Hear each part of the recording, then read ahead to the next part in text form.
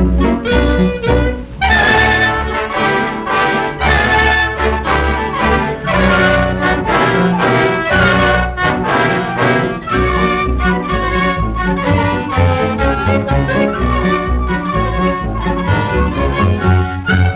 he is at last, the mystery man of India. Our first glimpse as the Rajputana came alongside at Marseille.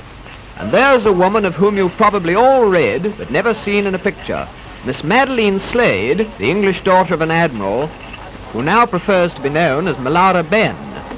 She's one of Mr. Gandhi's most devout disciples. She's leading the way ashore now, and just behind her comes Mr. Gandhi, dressed as he said he would be, in just his loincloth, even in the chilly climes of Europe. And he's carrying with him his pots and pans, which he declared at the customs. He was trotted around Marseille to several receptions and made one or two speeches which rather frightened the French authorities. But when asked to speak into the sound-filled microphone, he said, "I think not."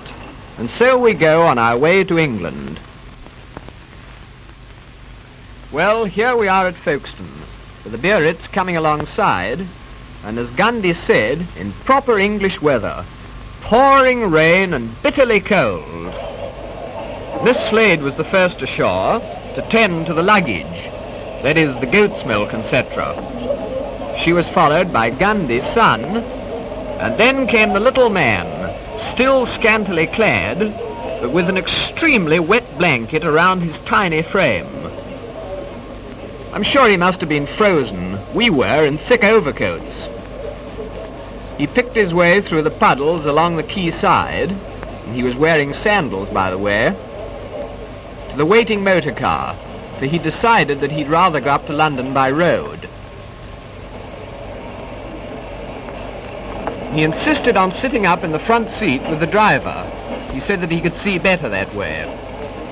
So he tucked himself in, and so off to London, whilst his followers went by the boat train. In town, quite a lot of people had waited in the pouring rain outside the Friends Meeting House on the Euston Road to see what he really looked like. But at first they were quite disappointed, because he went in the back way. But shortly afterwards he left by the front way. And then they really did see quite a lot of him, even his knees.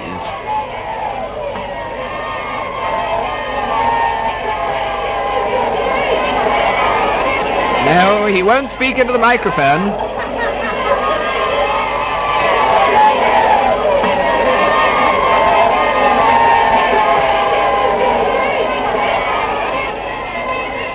And so to his poplar home, where we leave this bizarre little man, whose coming has caused so much comment, complete with loincloth, spinning wheel and goat's milk, feeling sure that he cannot complain of his reception or the publicity he has received, from which, by the way, we always understood that he shrank.